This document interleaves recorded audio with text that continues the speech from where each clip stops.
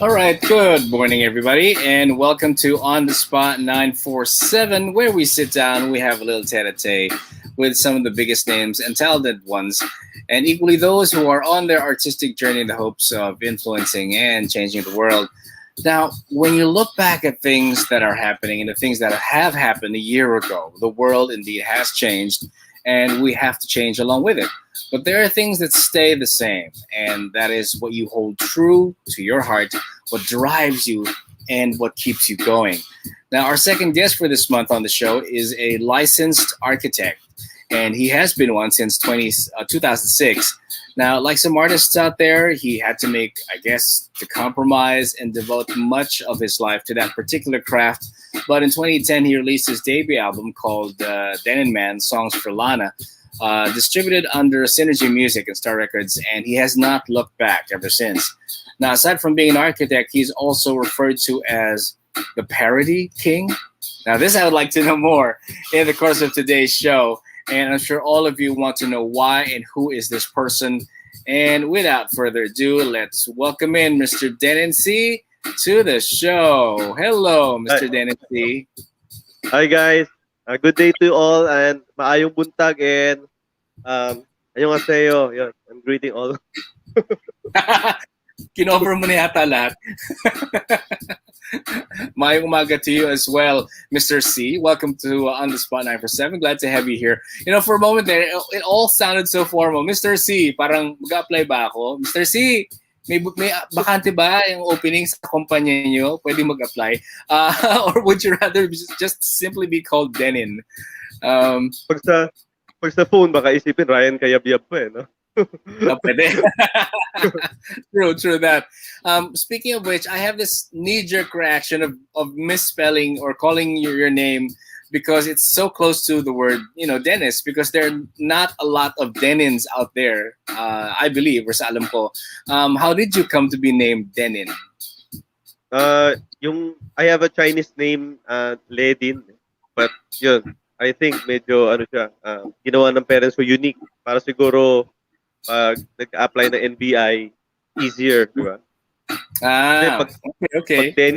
Dennis Sy, sigurado, di ba? Very common sa Chinese, Dennis Lim, mga Right. Go, di ba? Yes, para yun, hindi na maano siya, hindi na siya ma-hit. Para maiba. So ikaw lang. Ikaw lang talagang Denin. as far as we know. So I take it that do you speak more fluently in Mandarin or Hokkien? I studied, we have Chinese classes from kindergarten to to high school. So Where did you study, if I may ask? Philippine cultural. And I studied elementary in a Buddhist school. It's Philippine Buddhist Sengguan. It's in Malabon. In Malabon. So, Okay. mga Buddhist yung mga teachers namin sa afternoon. So super strict ba or super bait? Ano ba? It depends eh. Kasi meron kaming may mga teachers kaming monk. Okay. So yun. Yun.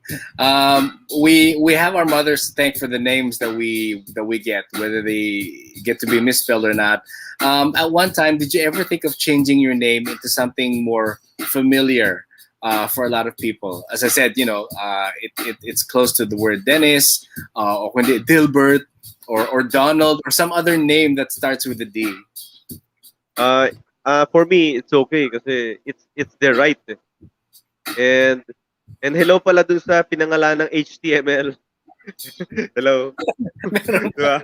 Yan ang name niya, HTML. May nagpangalan na sa kid niya na gusto yung aim niya kasi siya parang related sa computer yung profession niya. Diba? What's your name? HTML, last name Ang. I think yung HTML niya yung parang ginawang niya. Siguro para pag naging CEO siya. Dali na lang tandaan. Well, he has to be a CEO. Yun ang that should be his ambition in life, to be a CEO para validated yung name. But before we get into the music side of things, I'm curious. You are a licensed architect. Do you still get to practice being an architect in spite of being busy with music? Yes, kasi I feel like it I'm very lucky to have yung I have a profession na I like doing, Mm-hmm. and I have my passion na I enjoy also doing. So yun, parang I'm very lucky to have those and to practice both. Mm-hmm. Yeah, not everyone can do that. If I may ask, where did you graduate, and how was it that you got to be an architect when clearly your heart seems to also pull you into music? Uh, Before kasi ng mga third year, fourth year high school, medyo ano na parang pabulakbol na excuse the term ha. Saka aminin ko naman I was hindi ako okay na student gaano. So parang I took uh, the accounting subject and chemistry for granted. Mhm. So I think we when all did. before siguro bago mag-summer going to college, wala pa akong napapasahan na school and course. So when I went to Mapua, they said that it's easy to get in but it's very hard to get out. All right. Parang kabalik siya ng they say hearsay lang sa UST kasi sabi sa UST daw mahirap makapasok pero yung graduate medyo mas madaling makagraduate. Unlike in Mapua, it's easy lahat pinapapasok pero lumalabas na yung iba. Pag fourth year, isa na lang yung section nyo or what. So, sa Mapua, I checked the course outline. Nakita ko, uy, ito, walang chemistry. Saka for sure, walang accounting dito. So, yun, architecture na lang. Pero may Yun. math. Eh, Math, may numbers. So, actually, for me, I believe that I excel in math and physics because when sa Chinese if you study from a Chinese school, you're better in math than others because in pa lang grade 1 pa lang you have a math in the morning and you have a math in Chinese math in the subject. afternoon. So siya, doble, nare-review ka unconsciously na ma-master mo. And we have a song sa multiplication table. We have a song. So, Oh my God. grade 2 pa lang, kabisado na namin siguro siguro mga hanggang 12. Multiplication table na 12. Grabe. And things like that will be easier to commit to memory because it's in song form, diba? Yeah. That's how you learn. A previous boss of mine said, repetition is the mother of all learning. So that's true. Paulit-ulit mo pakinggan, it will just commit to memory. And I can imagine, my goodness, math in Chinese. Math pala nga in regular, medyo suko na ako eh. But to have it instructed to you in Chinese, I'm Chinese too, and I came from a Chinese school, but we never had math in Chinese. So for graduates who had to study math, being instructed to you in Chinese, bawa ko dun. Something that it's gonna be really extra difficult. Pero napansin ko rin, yung mga natututuhan mo nung elementary days, you can na madadala mo yan kahit college na, kahit 20 years in the practicing your profession. Yeah, even if it has nothing to do with your profession, biglang you'll just remember it for some reason. And just like what you said, 'di ba? Parang yung practice parang memorizing. Yeah, ulit-ulit. Oh, parang sa sa music naman, when you relate it to music, it's too much practice won't betray you. Parang Yeah. Tama. Like ngayon, we were just talking about things that we learned in school. For some odd reason, the quadratic formula just popped into my head. Square root of b squared minus 4ac over 2a. So parang, what the hell? Mga random things na ganyan, parang, will anyone ask you what the quadratic formula is? I don't think so. But anyway, sorry. Just I had to digress. I hear that I hear what you're saying also with regards to education and all that, but being Chinese as well, I know that being Chinese inherently there's that never-ending tug of war between passion and the stability that seems to be more prevalent in Chinese families. Do you think that's inherent, for us culturally? Na parang, oh, music, wala, di ka kikita dyan. That's not gonna sustain you. So why go into that? Do you think that's more because we're coming from a Chinese background, kaya ganun yung pag-iisip? Siguro medyo ano siguro parang gusto ko na rin basagin yung yung mindset na gano'n. Kasi Yeah. actually we have several businesses, several family business. So 5 kami magkakapatid, 'di ba? So someone has to take over this business, someone has to take over this business, and ako naman na-enjoy ko yung you want to continue the family business. Pero ako I somehow help the family business, pero I want to do something out of my own. Kasi when you do something out of your own, siguro I think mas pangangalagaan mo siya.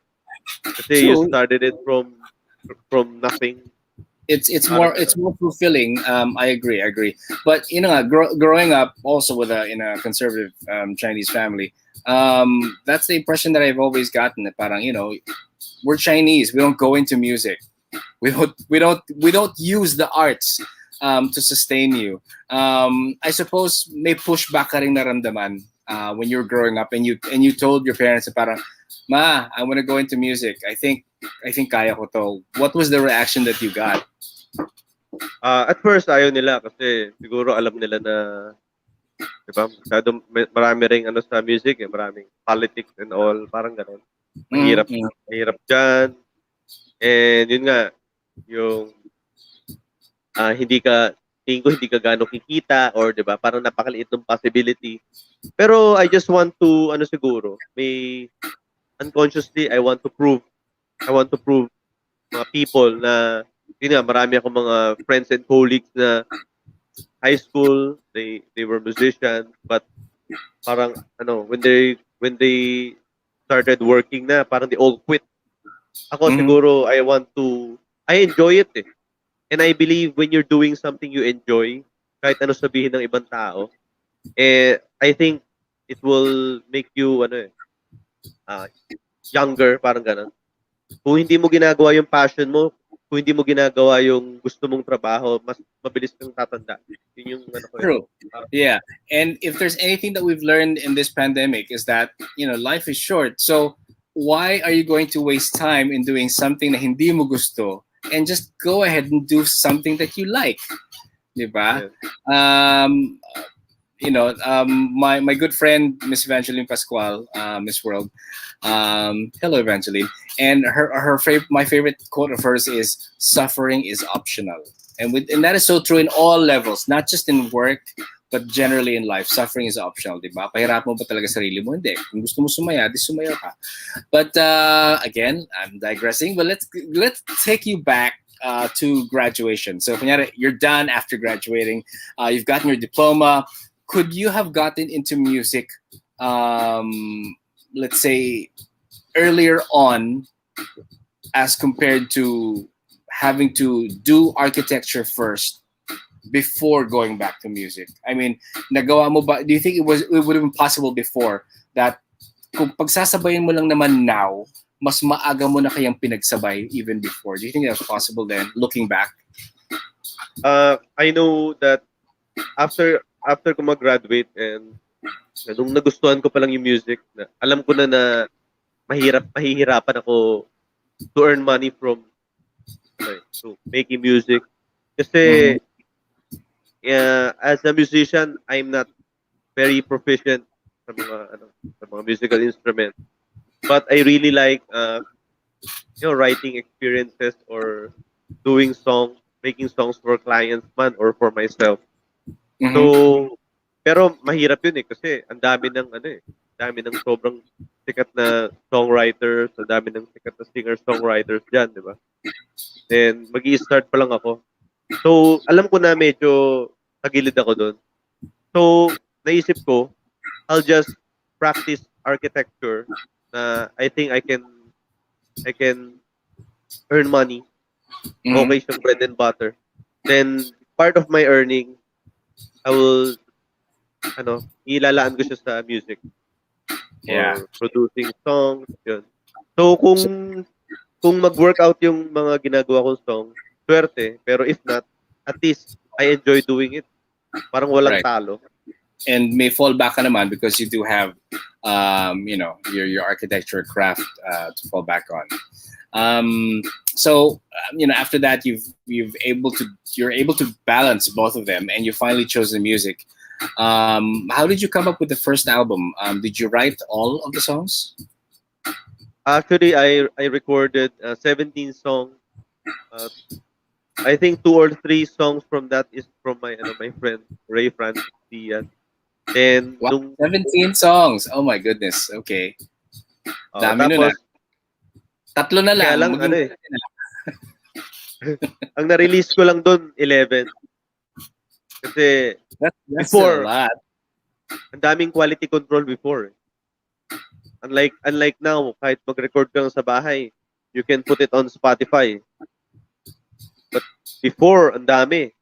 Ipapasa mo sa MTRCB, ipapasa mo sa registered na distributor to have your physical album to be displayed sa mga Astrovision, Odyssey. I miss those days. Yeah. I hear you. Of course, you have to also copyright that to National Library, and Yeah. then also get your own, I guess, lack of a better word, your own ISBN number for your album and also for your song. So, ang daming legal processing. But it's also okay to learn those things, so that at least you as an artist and as a songwriter, you are protected. Diba? Let's say good morning to some friends who are joining us now.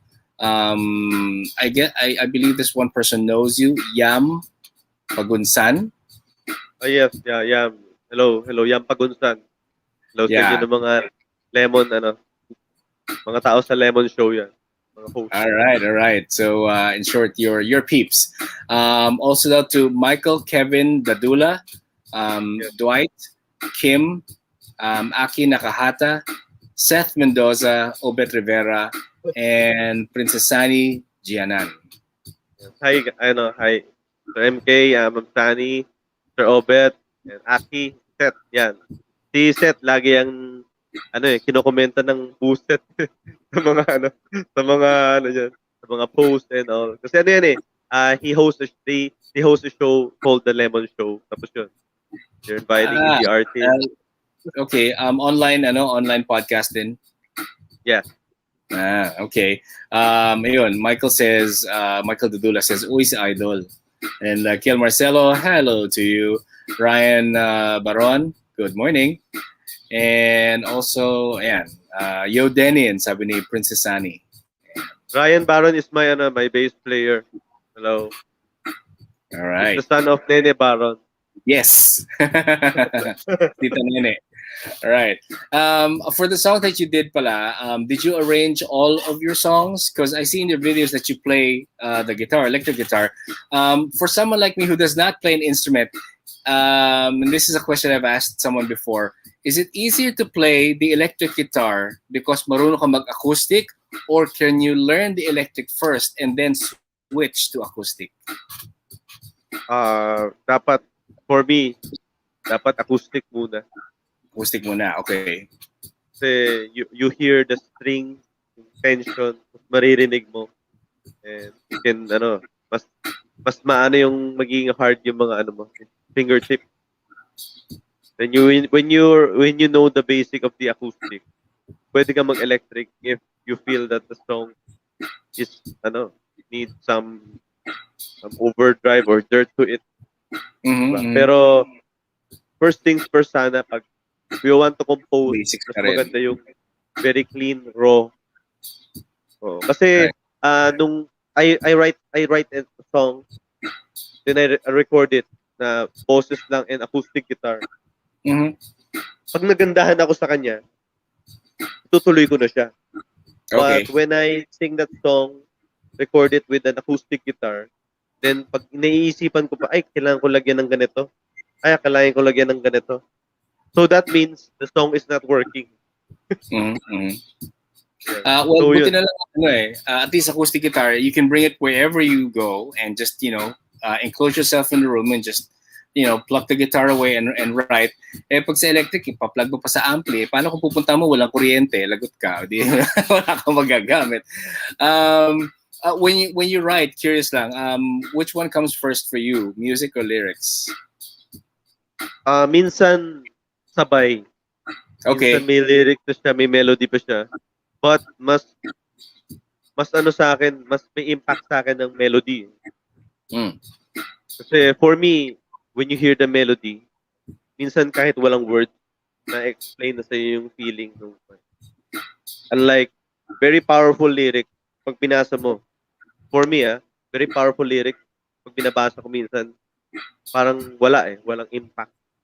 But when you sing a melody or few notes, kahit walang word, I can, mas nafe-feel ko.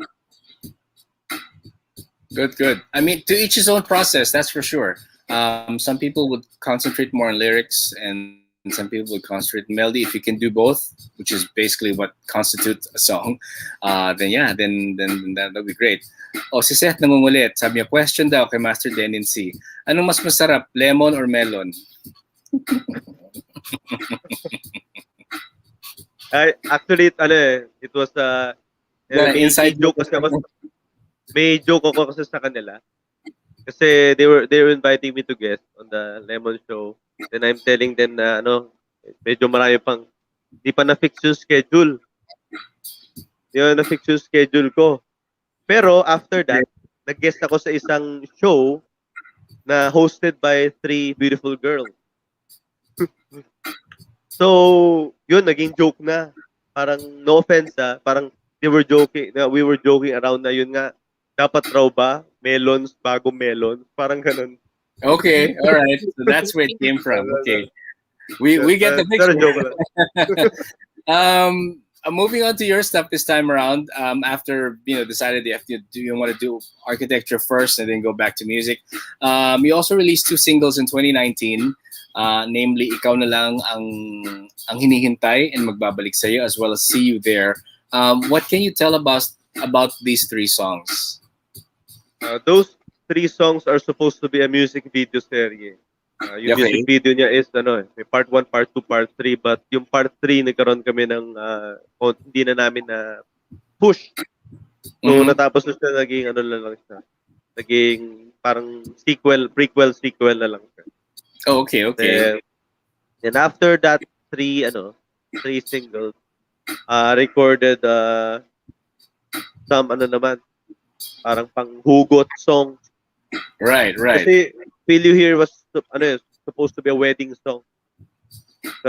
Rock themed wedding song. Tapos after nun, parang hugot ang ang trend eh. So I've written this song entitled Talaga Ba, Sumaya Bago Sumuko, and Lana Akong Pake. Yun. I'm recording 2 songs or 3 songs at a time para when we record the drum, sulit yung setup nila. So, Sige. yun. Since you mentioned that, let's give our listeners a sample of that for Sumaya Bago Sumuko. Which one came first ba? Si Talaga Ba or Sabi Mo Usap Lang? Talaga Ba is it's a song that we released nung medyo bago pa lang yung pandemic. Okay, all right. So let's that one came first. Okay, so let's give him a sample. Oh, ito biro. Wait, this is the Uy, this is the video. nababo kayo Oops, it's not the audio. Wait, hold on. Let me just format that a bit. Okay. Gusto kita, di pa ba halata? Maganda mong mata, maliit mong mukha, pamatay ng ngiti, nababaliw. Walang kalaban-laban, puso'y nasaktan. Tanong ko sa sarili, talaga ba gusto kita pero ayaw mo na? Lahat ito ba't di mo na makita? Para sa akin ang mahalaga, ikaw naman ay masaya. Mahal na kita, bakit ayaw mo na? Lagi kitang iniisip, paano ka kalma? Baka naman ako'y di mo mahal. Baka naman ako'y di mo mahal. So, one time, a lot of us have been in similar situations like that, and they're not fun. They're not fun to be in. Are most of your songs autobiographical, or sometimes you also base them on other people's experiences? Minsan, ano lang eh, parang yung mga tumatakbo lang sa isip ko eh.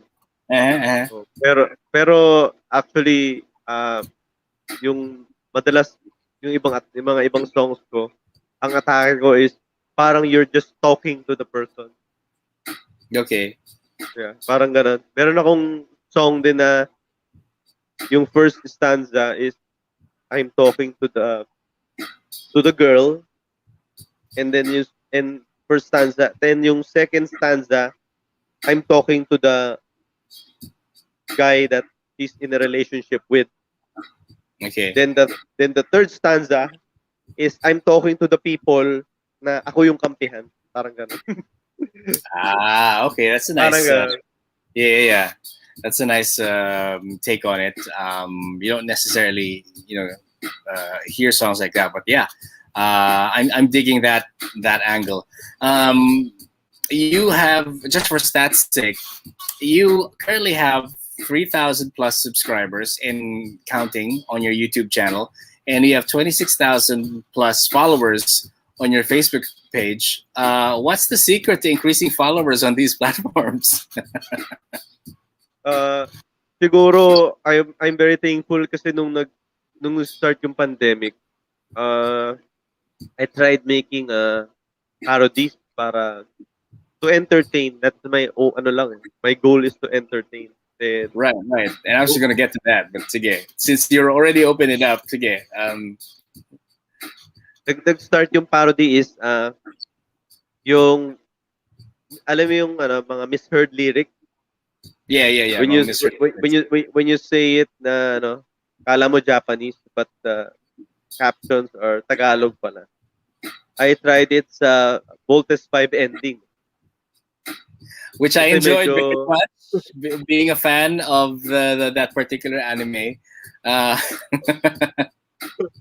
So it started I started I want to sing it but wala akong lyrics, so nag-try ako na Soyabing karereta Sino chumibo yun, lechon kawa, let zucchini utot bulgogi. So parang I tried to na they will think that it's Japanese but it's actually when you Tagalog. Look at the lyrics, it's not. It's pagkain and sino kumain ng and all that.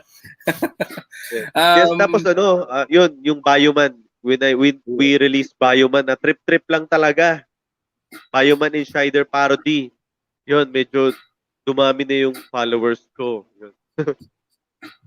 Fan ka ba na bakit yun na napili mong i-parody?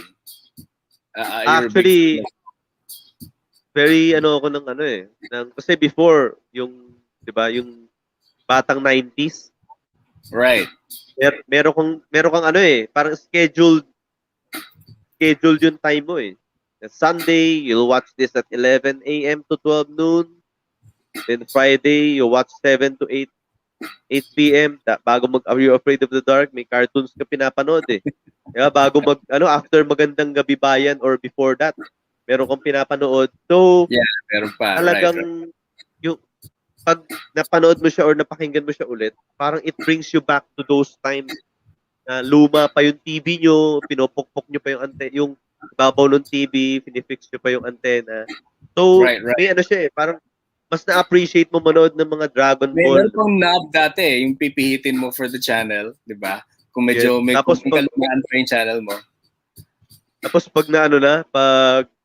pag rumupok na yung iniikot, you'll put something na mga paper clip para umikot yung knob. Then, it's Pag lang, nalus- 14 channels max lang nga yun yung iniikot na gano'n. Tapos sometimes sa TV, it's moving, di ba? It's moving pa. tumataas yung yung screen, yung image. So parang ano ba? Paano ako manonood ng ganyan? Tapos before pa, brown out, di ba? Mid-90s, right, di ba? right. True. Pag wala kang generator sa bahay, odd man out ka kasi sorry, wala kang ilaw. Mervin Aguero is joining us as well this morning. Pa-shout out daw. Hello. Ayun. Kaduro, Mervin Aguero, hello sa'yo. Salamat sa pag-tune in dito sa Mellow 94.7. All right.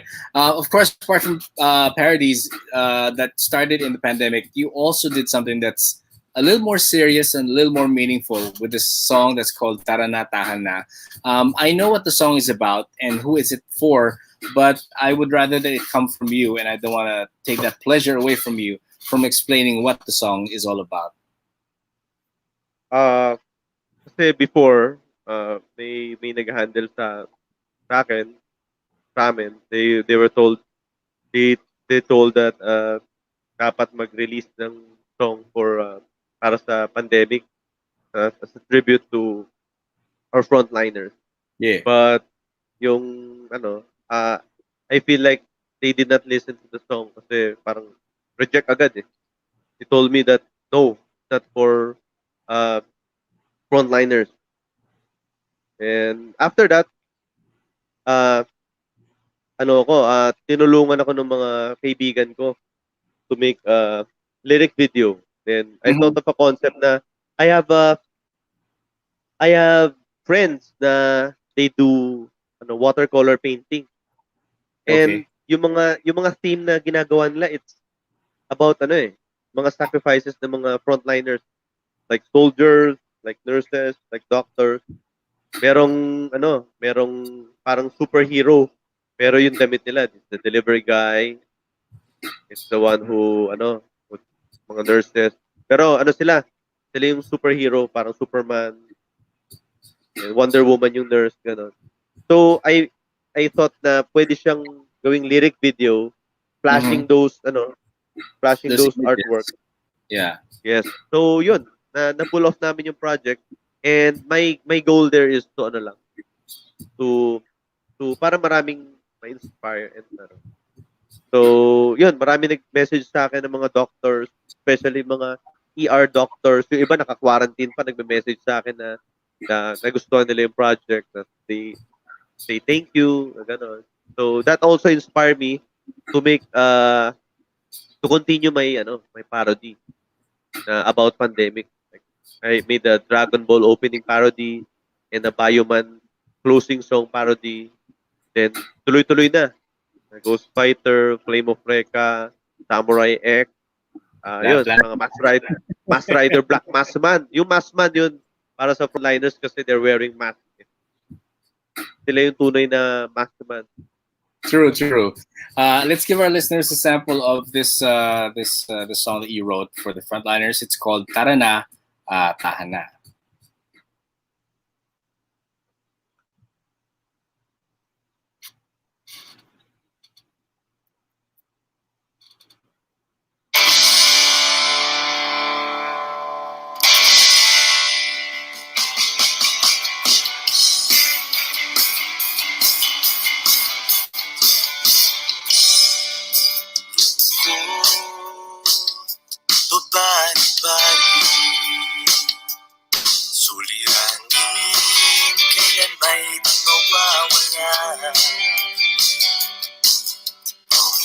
may imposibleng maubos.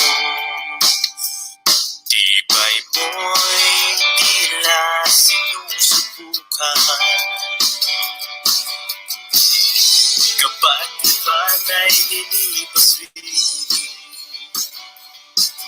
kamalas ay lilipat kasabay ng hangin. Tara na, pati na lang muli magsimula. Kasama naman tayo, tara na.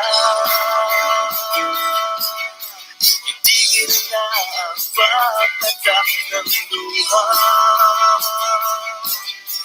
Sabi ko naman sa'yo, kayang-kaya natin to. Sa tabi mo at dito ako. Tara na. Right. That's what the song is all about. And you know, with that kind of message, I'm sure a lot of frontliners are very, very happy with the message that you put across, that you validate what it is that they do, and that you give them worth. You give worth to what it is that they do, and yes, shout out to all frontliners. You've done this for so long, and we hope that something like this ends its reign on us this year. But should it carry over till next year, a lot of hard work and not to mention patience as well is needed for this. Like most digital music these days, I'm sure that they can listen to most of your songs, if not all of it, on Spotify. They're also in Apple Music, right? And all other digital music retailers. Yes, yun, all the my new track, 8-track album is available on Spotify and all media platforms. Also, they have lyric videos and music videos also on my youtube.com/Denin Sy. And yun, please like and follow Denin is facebook.com/Denin Sy official. Yun, para sa mga All right. updates Are you and on kalokohan. Instagram or Twitter? I have an IG, Denin Sy, and Okay. Twitter wala eh. But Not yet. for the next album, I'll Twitter and TikTok.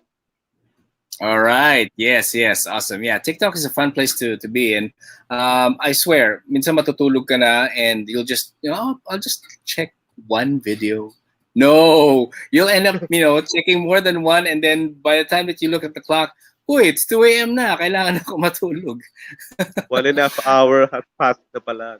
Yeah, exactly. 1.5 hours nakakatawa and and seeing all the foolishness on TikTok. Yeah, I'm sure you're gonna blow TikTok up with your parodies as well, the same way that you've done on YouTube. And I was just gonna ask you where they can find you on social media, since you already mentioned it. And everything will be there on your YouTube channel as well as on your Facebook page, and likewise on your IG as well. Thank you so much, Denin. Thank you so much, Mr. C. I wish you all the best, more success this 2021, and let your journey, both as an artist and also as an architect, be an inspiration to a lot of people who feel that the arts is not something that you go into and something that can support you, because clearly it can, but likewise it is also a personal choice if you want to do two things at the same time or just do one. Any advice out there for aspiring architects? Yeah, para maiba naman. Imbis na aspiring musicians or singers, but aspiring architects. Umatras na kayo. Joke lang. I haven't gotten that advice, but sige. I'll roll with that. Umatras na kayo. Actually, na yung license ko eh. Napaso na yung license ko, guys. Hindi na ako makaka-renew until September. Yeah. Nag-try ako mag-renew kasi siguro months ago. Then, sabi ng PRC, ang schedule mo is September 20th. Sa 20th ng September. So, yun. Ngayon, okay naman ang architecture, pero kahit naman sa ang profession, for me, ma-advise ko if parang gusto nyo yan, talagang dapat mahalin nyo sobra. Like when you like music, talagang parang baby nyo yan. Kailangan papayag ka ba na ganito lang yung video niyan? Papayag ka ba na ganito yung production niyan? You should give those uh, products your love. Hindi lang dahil gawa mo yan kaya mo mahal. Kaya kailangan din parang bata, 'di ba? Bibigyan mo siya ng magandang education. Parang kanta, bibigyan mo siya ng magandang production, magandang Yeah, music yeah. video, magandang Spotify artwork. It requires patience talaga. Hindi lahat nakakagawa, but for me, you should make your passion a part of your profession, if not your profession. Right, right. Eka nga ni Steven Stills, the song might be about a relationship, but you gotta love the one that you're with. So if that's the career that you've chosen, then as you said, Denin, mahalin mo nga ng lubusan. And anything that you love 100%, for sure, may makukuha ka, it will love you back as well. RT Crafts Creation says, magaling na architect yan. Thanks, James and Marnel. Yeah. All right. Thanks for joining us today. And this has been Cash. We're on the Spot 947. Till the next edition, we shall be on the lookout for the next artist that we're going to be putting on the spot. And keep it right here on All Hits, Mellow 947. Sounds good. You take care, everybody. More power to you. More power to you too as well, Denin.